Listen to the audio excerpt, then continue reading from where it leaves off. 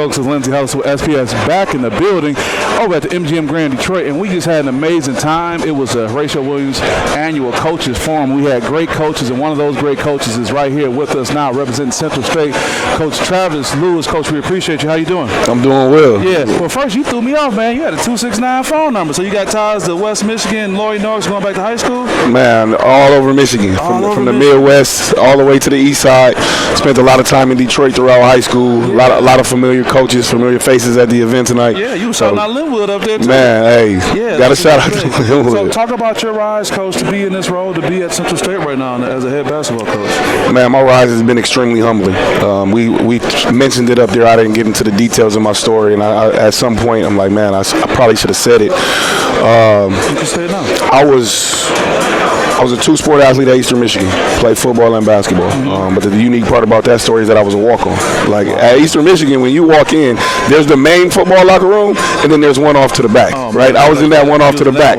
I showed up to the first practice with number 47 on. So who wear 47? What position is that? Hey, I don't know.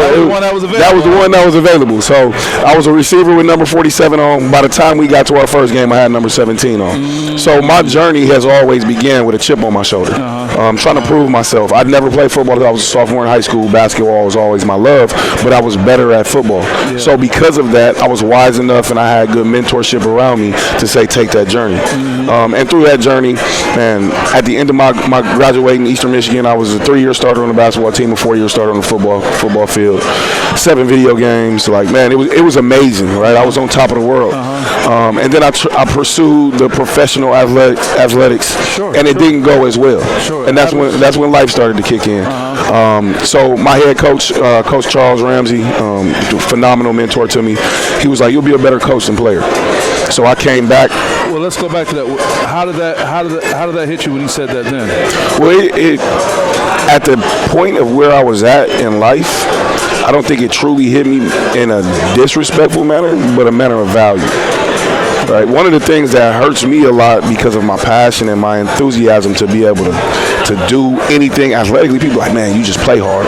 I don't just play hard. Like, I was a great defensive rebounder. I shot 43% from 3 from the field. I guarded the best players. I was an elite lockdown defender. Like, give me those tangible attributes. Don't just say I play hard. Because now you are going at the character of my game, which I put so much time, energy, and effort into. Taking the value away from it. So, but I was able to remember those lessons of things that I had now as I approach and how I communicate with my current student athletes. Yeah, I bet. So, but after being a GA for a year, I went on to do junior college for 3 years, and I was fortunate to be an interim head coach for 6 months. Signed a bunch of kids. One went to Miami, Florida. A couple went to Marshall. So I had a very good first recruiting class, and it was fun. I'm like, man, I could actually do this. Yeah. Was that interim? That was interim. Was it anxiety based? Because it was so long. Like, I went from December to August where I was fully in control. And I actually interviewed for the job, and they gave it to a guy that was same age as me, same conference, assistant at Mott, right? So he came over, and they had gave me a promotion to be the assistant AD, and they said, you can't be the head AD and the head coach. Which one do you want to choose? Well, having a son at the time, it was best to choose the most financially stable situation. So I elected to stay on. I worked with Coach Clark for a year, and then I said, I really want to be in a head coaching chair. And I never want anybody to give me the example of you don't have head coaching experience. So then I went on to coach for 9 years, which at the time in my mind, it was going to be a 2 or 3 year plan, right? And it was at a all-boys Catholic school, $15,000 a year to go there. So I was like, I'm going to operate this like it's a college. From my recruiting plan to my X's and O's to player development, everything. And I really grew. Like, that's when I grew as a coach. But there were obstacles that I had to overcome. It was a 97% white institution. I was the only black teacher in the building.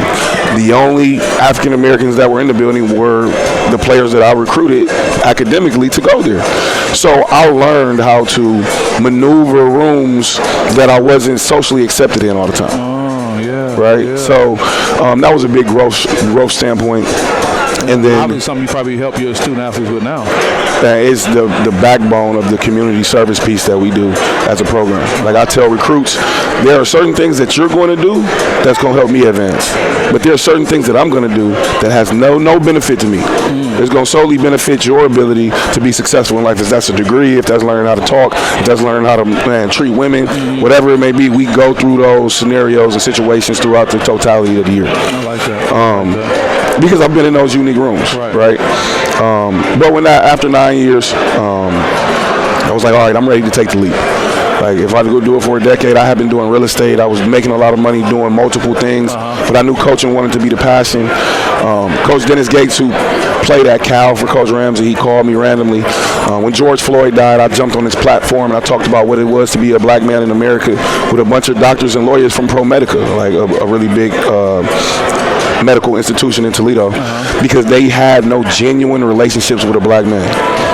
Right, so we would talk like, how do I get pulled over by the police, to the things that I may face just walking into the grocery store, right? And we had candid conversations, so that really grew, and it had people want to see me grow.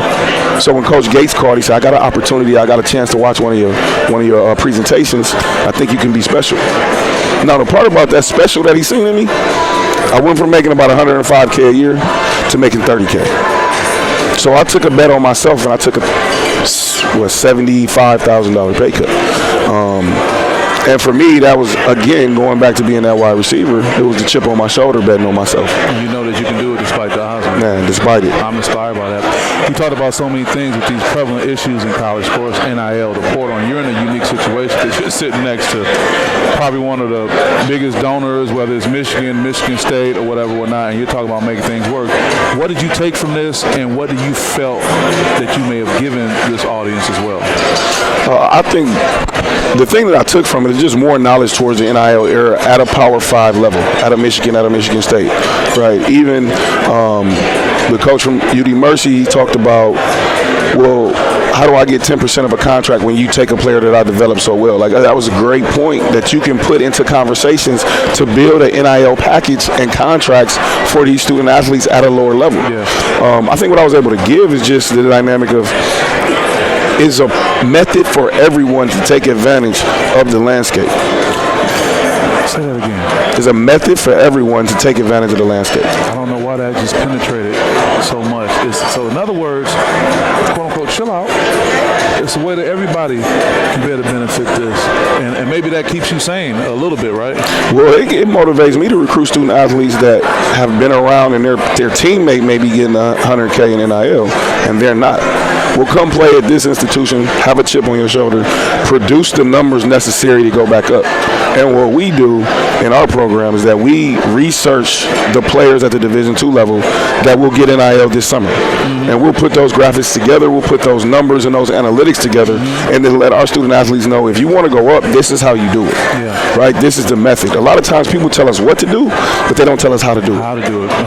Do that. You've done a great job in this role, and I think you stood your ground. Not that you were trying to quote unquote compete with this, but you brought, a level of substance just like everybody else did. What does someone need to know about playing in the opportunity to play at Central State? The opportunity to play comes with, man, do you love this or do you have a strong liking for it? Because at Central State is a lifestyle. It's what we do every day. Like, I got a 13-year-old boy, I got an 11-year-old boy, I got a 2-year-old boy. My wife is top 10 scoring at the University of Michigan history. The fabric of our family was built off of athletics. So it'll be 9 o'clock at night and our guys will be going to the gym and they'll knock on the apartment and my 11-year-old will be running out to go get shots up. Right, so you got to like it a whole lot or you got to love it. Right? But when it comes to what you get out of being a Marauder, you're going to come in one way and I'm not letting any of our guys fail. And I don't really know what success for each individual person looks like. Right? Is that 20 and 10? Is that learning how to manage your emotional intelligence? Is that, man, knowing how to organize academics? Is that being the first person in your family to get a degree? Whatever that may be, we're going to be transparent and communicating to make sure that you leave successful. Coach, You hit the nail right on the head. We're very appreciative. You gonna hang out with us for a little while too? I'm gonna be here. You gonna be here. Yeah. Gonna be here. Well, we're gonna keep an eye. We want to keep supporting. Is there anything else you want to share before we let you go? No, I'm extremely grateful for this situation. We believe that you're right. I'm extremely grateful.